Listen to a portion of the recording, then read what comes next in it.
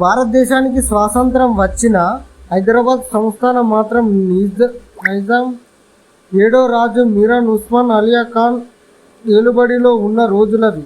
దేశంలో అన్ని రాజ్యాలను సంస్థలను భారత్లో విలీనం చేయాలని భారత ప్రభుత్వం ప్రయత్నాలు చేస్తుంటే కానీ నిజాం ప్రభువు మాత్రం అందుకు శరమిరా అంటాడు. తమ దగ్గరున్న రజకాలను అనే ప్రైవేట్ సైన్యం సహకారంతో హైదరాబాద్ సంస్థల్ని తుర్కిస్తాన్ అనే దేశంగా ఏర్పాటు చేయాలని నిర్ణయం తీసుకుంటాడు.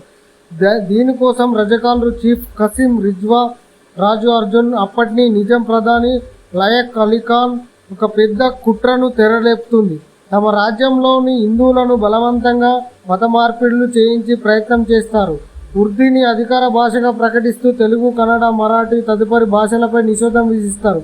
అలాగే ఇష్టానురీతి విచిత్రమైన పన్నులను విధిస్తూ ప్రజల్ని దారుణంగా హింసిస్తుంటారు. ఈ క్రమంలో వారిని ఎదుగు తిరిగిన ఎన్నో ఊర్లలో దారుణ మారణ హోమం సృష్టించారు.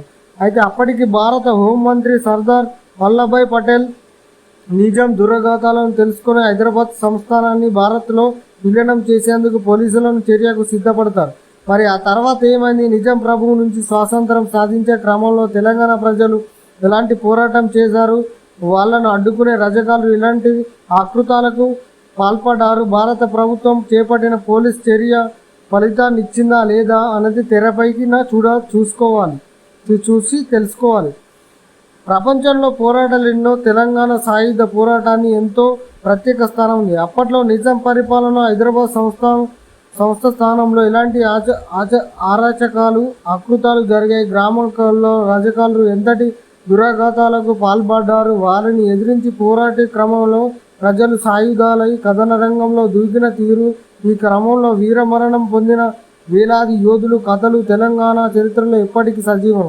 చరిత్ర పూటల్లో దాగిన నెత్తుటి కథలనే రజకర్ రూపంలో భావోద్వేగభరితమై తెరపై చూపించే ప్రయత్నం చేశారు దర్శకుడు సత్యనారాయణ. టైటిల్ కార్డ్స్తోనే తెలంగాణ చరిత్ర పరిచయం చేసి స్వాతంత్రానంతరం దేశంలోని పరిస్థితులు, అప్పటి హైదరాబాద్ సంస్థలోని నిజాం పరిపాలన చూపిస్తూ నేరుగా అసలు కథలోకి తీసుకెళ్లే ప్రయత్నం చేశారు. ఇక్కడ నుంచి రజకాలు ఒక్కొక్కటి పరిచయం చేస్తూ సినిమా ఆసక్తికరంగా ముందుకు నడిపించారు.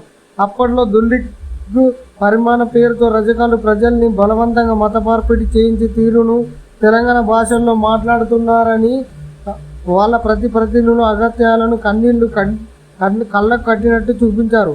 ప్రథమ సాగుతుంది. అయితే దీంట్లో ప్రత్యేకంగా హీరోలంటూ ఎవరు కనిపించరు. ఎందుకంటే ప్రతి 15 నిమిషాలకోసారి ఓ శక్తివంతమైన పాత్ర తెరపైకి వచ్చి తన పోరాట స్ఫూర్తిని చూపించి మాయమవుతుంది. ఇవన్నీ తెలంగాణ సాయుధ పోరాట చరిత్రలో వీరగాథలే. అయితే అవన్నీ తెలిసిన కథలే. తెరపై చూసినప్పటికీ రోమాలు నిక్కబొడుచుకునేలా ఉంటాయి. కొన్ని ఎపిసోడ్లు అయితే రజకాలు ఆకృతాలు చూసినప్పుడు వాళ్ళు కనిపించే నిజంగా మనమే తిరగబడాలన్నంత ఆవశ్యం కనిపించేలా ఉంటుంది.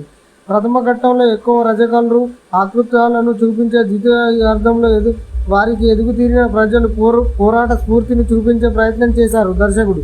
ఈ క్రమంలో వచ్చే బైరన్పల్లి వాసులు, సాయుధ పోరాటం, పరకల జెండా యుద్ధమం, ఈశ్వర గండయ్య గ్యాంగ్, నిజాం ప్రభుపై చేసే బాంబు అటాక్ ఎపిసోడ్ అన్ని ఆకట్టుకునేలా ఉంటాయి.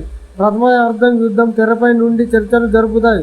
కూర్చున్నట్టు ఉన్న సర్దార్ వల్లభాయ్ పటేల్ పాత్ర ఫ్రీ క్లైమాక్స్లో తెరపైకి వచ్చి నిజాం రాజ్యంలో అడుగుపెట్టడంతో కథకు ఊపొస్తుంది.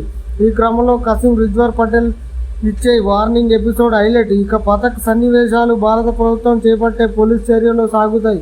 కానీ ఆ ఎపిసోడ్ మరీ అంత ఆసక్తికరంగా చూపించలేకపోయారనిపిస్తుంది. నిజానికి తెలంగాణ సాయుధ పోరాటంలో కమ్యూనిస్టుల పాత్ర ఎంతో కీలకం. కానీ సినిమాల్లో మాత్రం భారత సైన్యం రంగంలోకి దిగగానే వాళ్ళు ఉద్యమం నుంచి పక్కకు తప్పుకున్నట్లు చూపించారు. అదంతా సాహిత్యకంగా అందుకుంది. ఈ సినిమాలో ప్రత్యేకంగా ఫలానా పాత్ర కీలకం అని చెప్పడం అవసరం లేదు. ఒక్కో ఎపిసోడ్కి ఒక్కో పాత్ర హీరోగా నిలిచింది. చాకలి ఐలాంగా ఇందిరా రాజా రెడ్డి, బాబీ హింస సంతమగా వేదిక, నిజాం రాజుగా మకరందం దేశపాండే, సర్దార్ వల్లభాయ్ పటేల్గా రాజు సూర్యుని కథను నిర్మించారు. ఇలా ప్రతి ఒక్కరూ తమ పాత్రలో ఒదిగిపోవడం కాకుండా అద్భుతమైన నటనతో ఆదరగొట్టారు. ముఖ్యంగా కసీం రిజ్వా పాత్రను రాజు అర్జున్ నటన పలికించారు. సంభాషణలు పలికిన తీరు ప్రేక్షకులు కట్టిపడేస్తాయి. దర్శకుడు సత్యనారాయణ తాను రాసుకున్న కథ యథావిధిగా తెరపైకి తీసుకొచ్చాడని చెప్పవచ్చు. నేపథ్యంలో సంగీతం కథ బలాన్ని ఇచ్చింది. ఛాయాగ్రహణం బాగుంది, నిర్మాత విలువలు బాగున్నాయి, సినిమా అయితే బాగుందని చెప్పవచ్చు.